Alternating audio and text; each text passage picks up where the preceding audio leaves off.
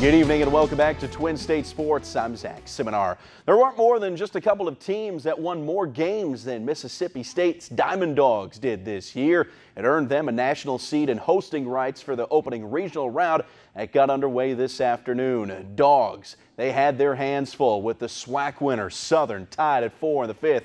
Josh Hatcher slices one down the line into right.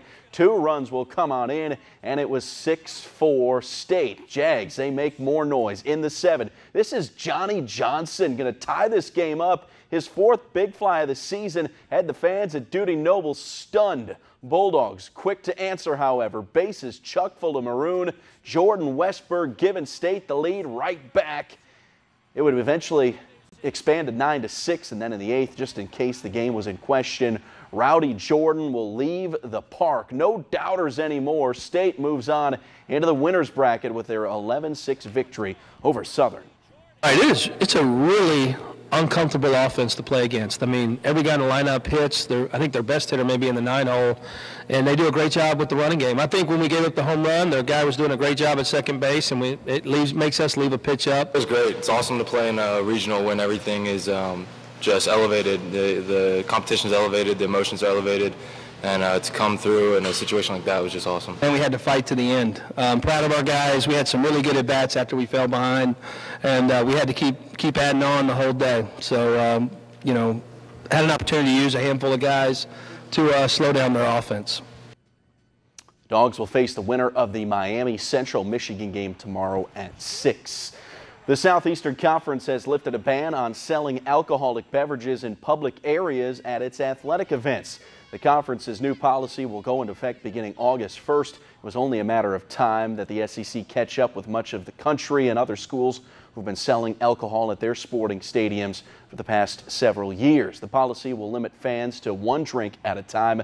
Sales will come to a halt at the end of the 3rd quarter for football games, while other sports times for stoppage of sales differ on the length of the regulation game. 3 former UCLA football players are suing the school, former head coach Jim Mora and the NCAA, alleging they suffered concussions and other injuries that worsened because they were forced to play instead of receive proper treatment.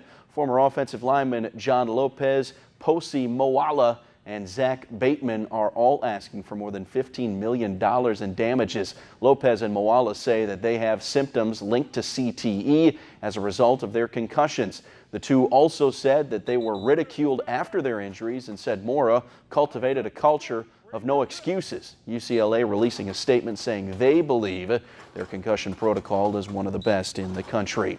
2019 NBA Finals getting underway last night north of the border, and it was the Raptors, not the defending 2-time NBA champion Warriors, who controlled the tempo throughout to earn the 118-109 Game 1 win. Pascal Siakam didn't seem like a newcomer to the NBA's biggest stage, dropping in a playoff career-high 32 on 14 of 17 shooting.